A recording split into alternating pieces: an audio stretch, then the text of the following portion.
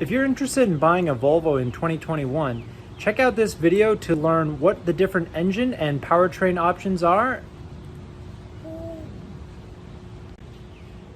Since 2016, Volvo has started a rebrand of consistent platforms and naming, as well as standardizing the engine and drivetrain choices across a variety of models. Both their sedans, their wagons, and the SUVs have all adopted the same powertrain.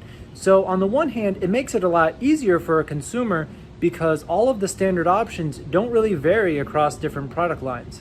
However, if you have questions about what powertrain is right for you, check out this video where we talk about pros and cons. The three main types of engine choices, they all start with a 2-liter turbo engine. And in its base form, this produces 250 horsepower in the US. In addition, there's the T6, which is a supercharged and turbocharged 2-liter 4-cylinder inline 4. And this produces 306 horsepower in this trim model. Now, this can be paired with an all-wheel drive or a front-wheel drive system. And finally, the top of the line, it used to be called T8, and now this is called the Recharge, which is a hybrid electric and as well as the supercharged turbocharged engine from the T6 line. This produces 400 horsepower and a very limited range. For me, I actually have the T5 option in my 2018 S90. And for me, when I was looking at it daily, a lot of these engines have plenty of power to cruise on the highway. It has an 8-speed automatic, so it really doesn't have a problem downshifting on the highway and finding the right gear. Your real limitation is really just in straight line acceleration. And for me, the 250 horsepower is plenty to move the car. So let's talk about the T6 engine. This is the 300 horsepower option we talked about earlier.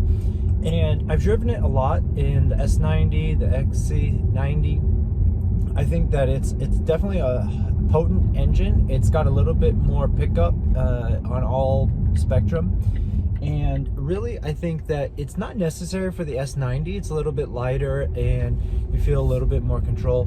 But I definitely think the T6 is a minimum for an XC90. So when you're in that bigger SUV, you really just need more than 250 horsepower to move, especially with the greater cargo capacity. You could be hauling more heavier items, and it definitely would benefit from a little bit extra power.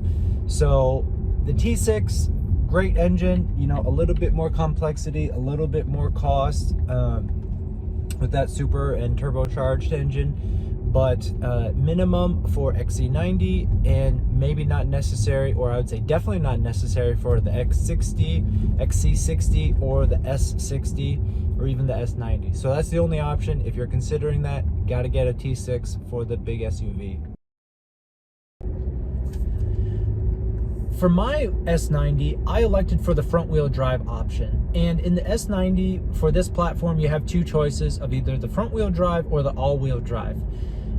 Being in Texas, I did not think that it was critical to have an all-wheel drive system. That's just going to be heavier, slightly less gas mileage, and adding complexity and cost to otherwise something that I would use 1 or 2 times a year. So again, this front-wheel drive platform, it has driven like a front-wheel drive car. I don't think you're gonna get a very sporty feel, but for my purposes, front-wheel drive is plenty good. You know, I also have my neighbor, and I'm gonna do, you know, I also have my neighbor. He also has a 2018 S90, but he has the all-wheel drive option for the same engine. I've driven that car. It's definitely a little bit slower. It maybe feels more planted off the line, but it's not significantly faster. And, you know, he only got it because he's from Michigan, and he kind of thought that the all-wheel drive is something, it's better to have it and not need it than to not have it and need it. So for him, you know, he opted for that all-wheel drive system. Again, it's probably going to come down to your locale, but the front wheel drive performs pretty well in the snow and any inclement weather that we've had here in Dallas. So front wheel drive gets my vote. If you're in a snowy climate or you're going to be driving where traction is an issue, consider the all-wheel drive.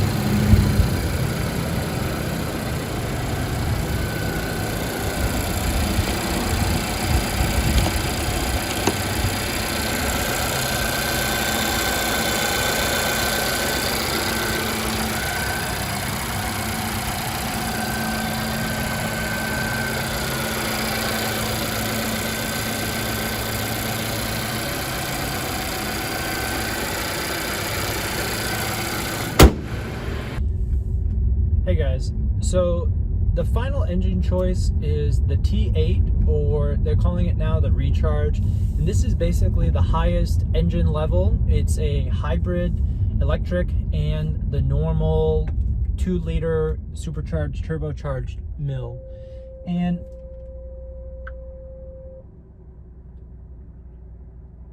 I think that it's definitely an option for people who want the low distance type of travel.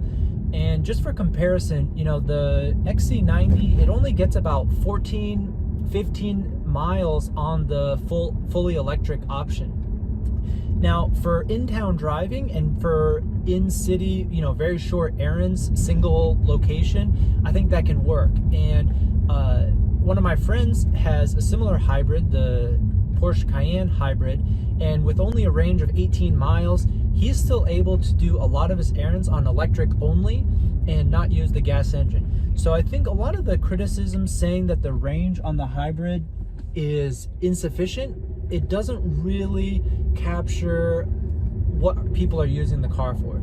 If you're in the suburbs and you need to go 10 miles just to go out to dinner, you know, that's really not going to be as useful. But if you're in town and a lot of stop and go, short distance traveling, then that type of hybrid range is going to probably work for you. Now, for me personally, I don't think that a hybrid makes a lot of sense. You know, we're really seeing a push towards full electric cars, and I think that when the Volvo comes out with a fully electric larger sedan, bigger than the Polestar, that's going to be a much better option to go full electric. You know, we have the charging capability, and there's a lot more technology as people are getting used to full electric. So that's going to wrap up the engine and powertrain choices for the S90. I think that I've talked about the front wheel drive versus all-wheel drive options. We have the 3 main powertrain, T5, T6, T8.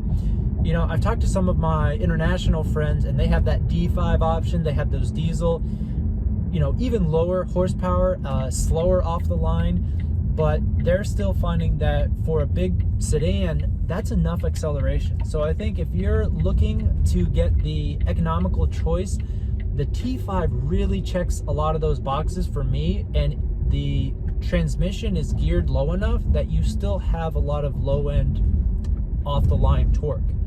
So smash that like button and hit subscribe if you're looking for more Volvo S90 content. Thanks.